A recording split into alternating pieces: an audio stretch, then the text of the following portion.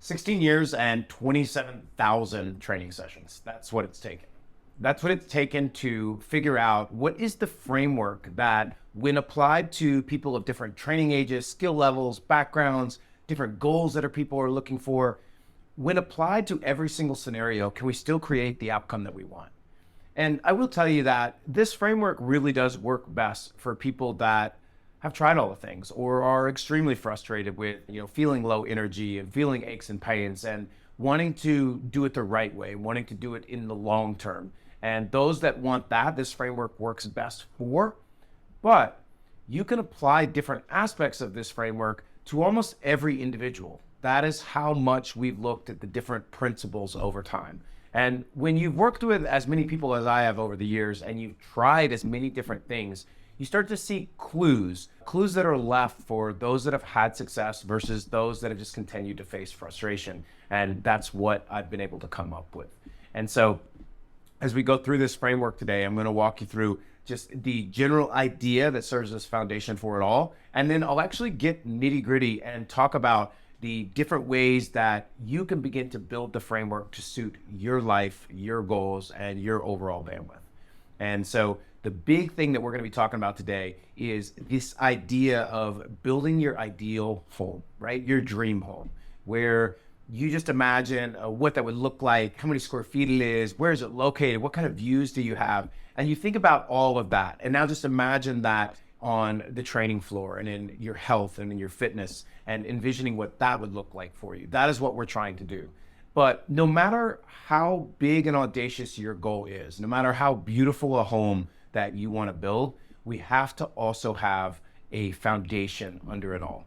And that foundation, if we don't take the time to build it and to build it to sustain over the long run and to weather the different storms of life, so to say, then we're going to run into a lot of struggle later. We're going to have to fix up that home time and time again, or we're going to have to rebuild it.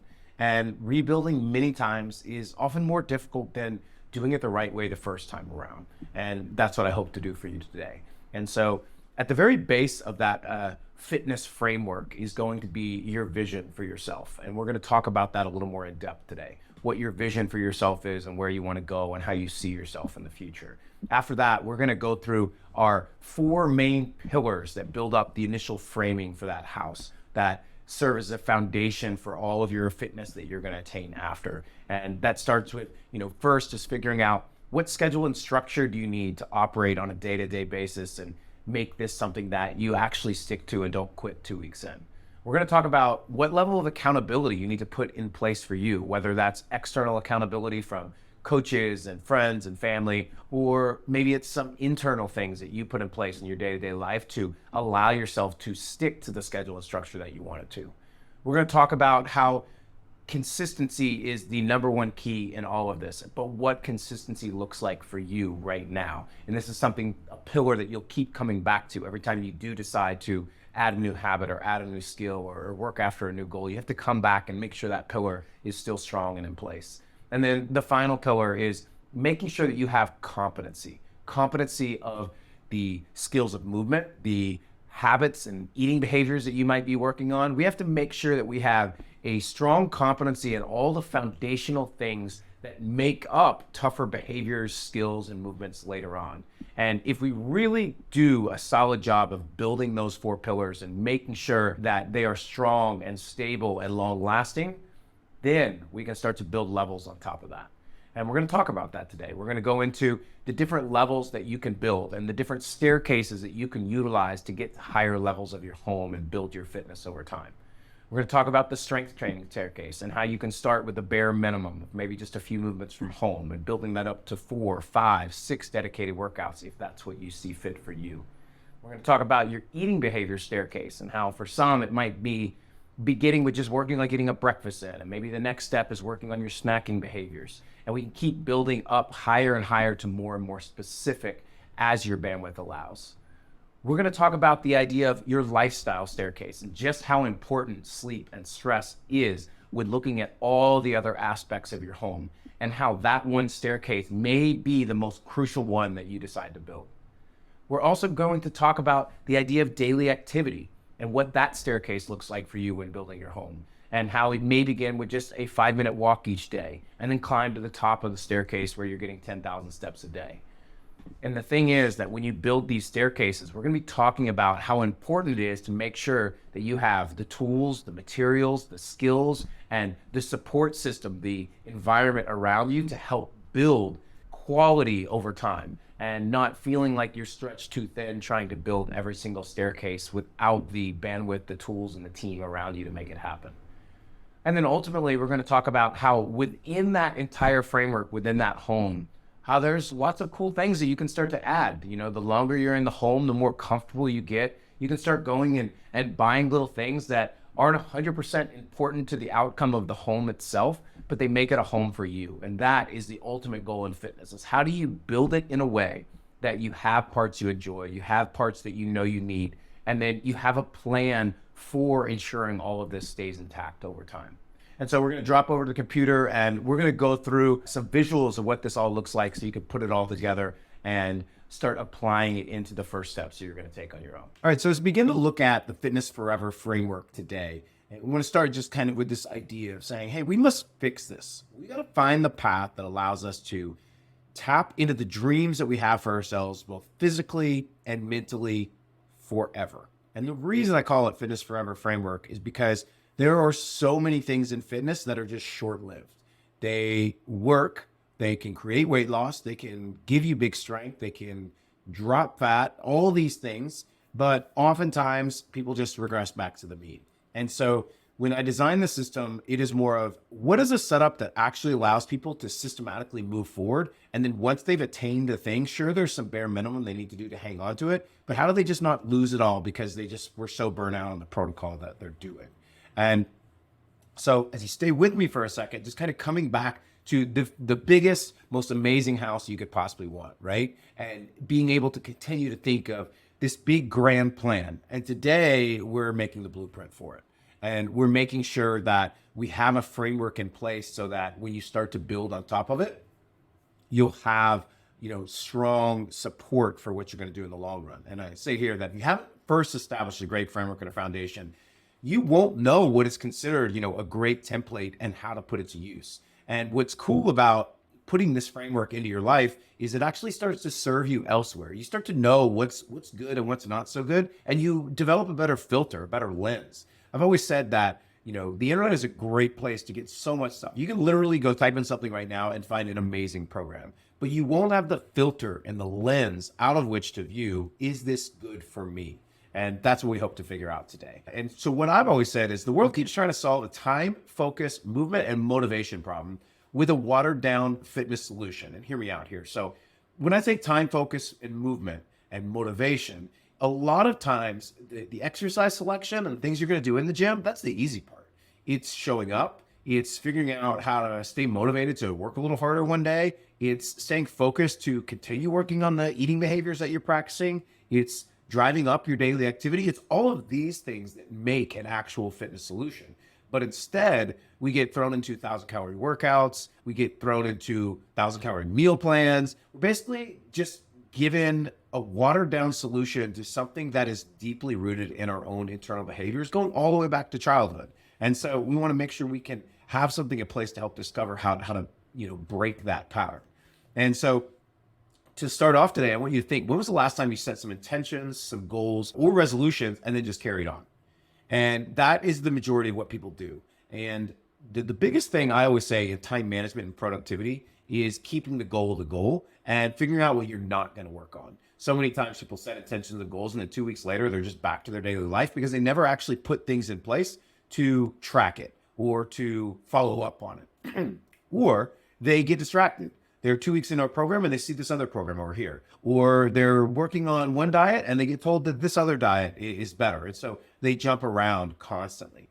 And so as we finally dive into what I consider the initial framework for everything, I want you to just envision that you're writing out the blueprint for your home. And we're going to start with these pillars and the foundation under it. And so for me, one of the things that I like to talk about is the idea of vision for yourself and where you want to go. And the phrasing that I like to ask people in the beginning is, all right, Jim, so 1 year from now, if you could wave a magic wand and make anything happen, what would it be?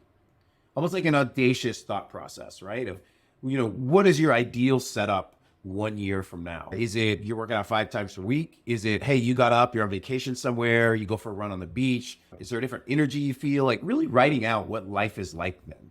What feelings do you have? What confidence do you now have that maybe you didn't have before? And what does that really look like?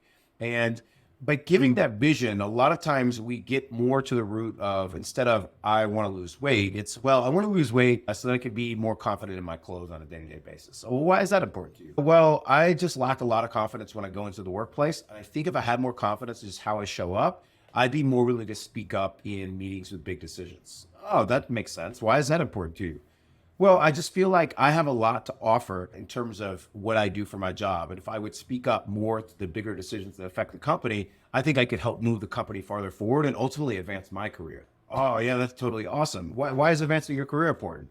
Well, I ultimately really want to get to a place that I can support my family and do some of the trips that I've wanted to do for my kids. And I can't do that at my current pay and my current setup within the company. So I think if I make those things happen, I'll be able to do more for the family. Oh, so it sounds like you really value, how you are as a parent. Why is that important to you? Oh, well, when I was growing up, I didn't have the best experience with my parents, and I always vowed that I would be a better, parent to my kids.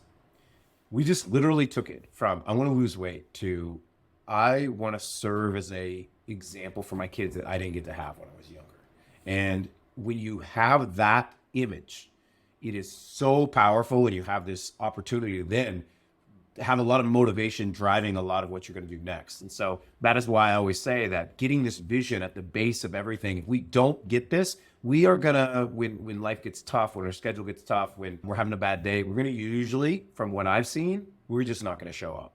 And I get it. But if we have those thoughts and we know what we're looking for, it makes showing up that much easier. Which then brings us to, the first big pillar here. If you look at this first pillar of schedule and structure, a lot of people feel very confined when we put structure into them, asking them to come to certain times, to attend their calls at specific same times every week, to schedule in every movement that they're going to do initially.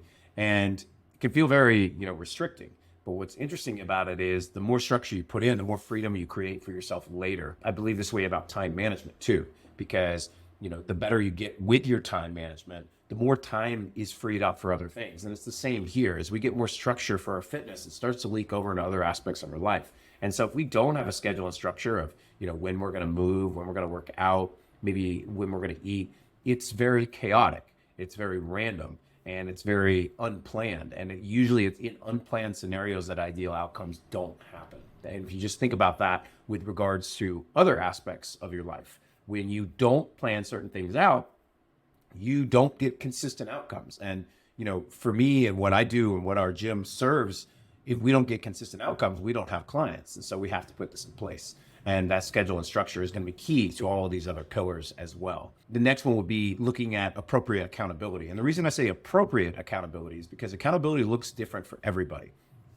If you really sat there and thought about a continuum of, all the way over here is somebody that needs as much external motivation or accountability as possible. They need a phone call every morning to get them out of bed. They need to get pushed out the door. They need to get yelled at to actually make the things happen. I don't want that ever happen for anyone, just giving the extreme. And then on this side, we have somebody that is so internally driven to make the change. They actually enjoy every aspect of fitness. They enjoy every aspect of cooking and everything active in their life. This is someone that is so driven internally that they do not need external motivators, events, people to get them to where they want to go. And so you have to figure out where you're at in that. And of all the pillars, this you have to come back to, because you have to figure out whenever you add a new behavior, you almost have to come back to this and move it around and make sure you have this in place. Because, right now, your accountability for just getting in 2 workouts per week initially might be as simple as you just write it in your calendar. But then when you decide that you're also going to add, a 2,000 step walk at the end of every day, you might need some external accountability. That is some reminders in your phone. Maybe it's texts from friends. You might need some extra dependence to build independence. And so we like to determine in the beginning of, hey, how much support are you going to need from me? Do we need to level you up to phone calls every week? Do you just need our scheduling app? What do you need to make this happen? So you have to figure that out for every habit that you're going to go through. Then we have to figure out, all right, what our commitment to consistency is. nothing works without commitment to that consistency. It's why these are 4 pillars, because if you pulled one of these out, it's going to be struggle to be built upon. The house might be able to stay up a little bit, but you're going to start seeing that part sink. And, that commitment to consistency has to happen every time you decide to work on something new or different. And so in the beginning, it might say, hey, Jim, like, it seems like in this first month, you're just happy to feel like you're showing up. So what is a win for you? What's consistent in the first month? Well, I think if I got 2 times a week, I'd be really pumped. Okay, sweet. On a scale of 1 to 10, how confident do you feel to make that happen? I'm about a 6. Oh, okay. Well, what do we need to put in place to make that happen? Maybe if it's just 1 time a week, I'd feel a 10 confident. Cool. That's your commitment to consistency. We're going to get 1 time a week for now. Everything on top of it is a bonus. And when you start taking this approach for all the things, you start to recognize what's a win for you and not what the industry tells you should be a win. Because I can always make things harder for you. I can always level things up. And so by doing this, we allow consistent progress. The final piece is what we call conscious competence. Now, this stems from the idea of, a continuum of competency where a lot of times people begin and we call it unconscious incompetence. They don't even know that they're not great at something. And this can be something they've never tried before. This could be something they didn't even know existed. And then initially, they have a conscious incompetence. I learned working out and I realized I'm not actually great at squatting. I know that I'm not good at this. I need to practice it. I need to build those skills. So we have to build the conscious competence of that movement. And then later it becomes unconscious. We call it unconscious competence. We now have the ability to say, you know what? I can do this without even thinking about it. And that is our hope on this pillar, that we can first just get to where you have a conscious understanding of, each aspect of the framework that you're building, from your movement piece to your daily activity, your eating behaviors. If we can build all this up, we have a really solid framework. And every time you decide to put a new addition on a home later to add more staircases, you have to come back and kind of have them come and check on this foundation and make sure you don't have any cracks in it. Because if you have cracks in it, we try and layer things on later, something's going to fall apart.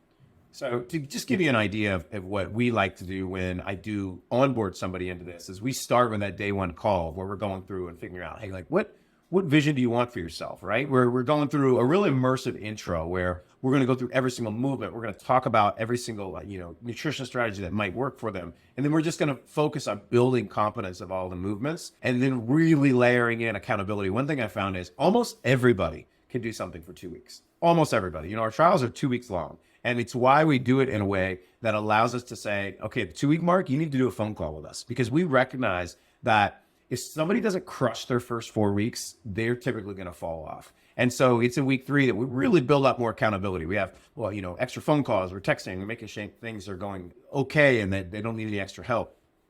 And then from there, there's almost like a recommitment to that consistency. They hammered, Jim, you hit all 8 workouts. You actually did more than you said you were going to do. What does it look like moving forward, right? To infinity and beyond, right? Buzz Lightyear said it best. It's like, how do we find out what's next for everybody? Okay. And so as we, go through all of this and we start to put this foundation in place, it then becomes, how do I build up the home, right? Like I have the foundation of the home, but how do I actually make it a place I want to live and be there for forever? And I like to view it as 4 staircases. And each of these 4 staircases are foundational aspects of how we live our life. And the way I like to describe it is, you could build all staircases at once. You could build 1 staircase at a time, but it will ultimately depend on a number of things. If I were to go to build, I need to have materials. I need to have a certain amount of materials in place. If I only have the materials for 1 stair, I cannot build another one. I have to also have the tools. I have to have the tools and skills necessary to build it. If I've never been taught how to build an actual stair, then I'm just kind of winging it. I'm going to figure it out. And then I also need to make sure that I have, the correct environment and support. I need the support team around me, because if I'm just one person doing this and I'm all alone, and I don't have a family that's backing me up in what I'm doing, it's going to take me longer to build these. Or I'm going to have to put other things in place. I'm going to need to go grab more tools. I'm going to need to grab more skill, more materials to make it happen. And then finally would be environment. If I'm trying to build a staircase in a home, in a thunderstorm, and I don't have any coverage over it, it's going to be very, very difficult. If I'm trying to, build this staircase and I have constantly people trying to pull me down, if I have people coming in and pushing me and pulling me back from what I need to do, or maybe they're stealing my tools and taking all these things, it's going to be very difficult to build the staircase. And that's why environment is so important. This is your support system. This is, what access to food you have in your house. This is maybe your work and how that affects your overall stress. Like all this matters when we go to put this together. So as we look at each staircase, we can figure out, okay, which one are we going to focus on most? Now, obviously, when people come to us, we put a premium on usually two of them. Strength training, of course, because that's what people are coming to us for, and we can really help control that aspect. And then I usually ask them to think of at least one other staircase that they have the bandwidth to work on. For most, it comes down to eating behaviors or daily activity because they have a little more, bang for their outcome buck over lifestyle, even though lifestyle will play into everything else. And a lot of times what I'll find is if somebody has zero control over their eating behaviors, but it requires a lot of thought to make happen, they don't have all the tools, skills, and materials to build it.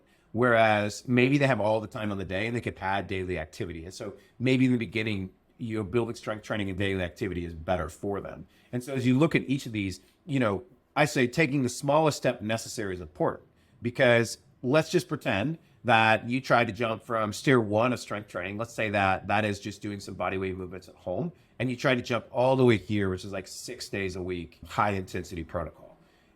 You could maybe make the jump without building these stairs in between, but you have a real big risk of falling. Like you could jump and you're going to fall and you might even hurt yourself, right? Like you might fall awkwardly and hurt yourself coming down from that. And so we sit there and say, okay, what's one step forward? All right, no, not just body weight movements. I got some dumbbells from home. Okay, you know what? I did get to a gym, but I'm only going to go 1 time per week. You know what? I'm going to up the weights that I'm doing. You know what? I'm ready for 2. And we can, and we look at that in daily activity, right? It could be, 100 steps extra a day. All the way up here, it could be 15,000 steps and hiking on the weekends.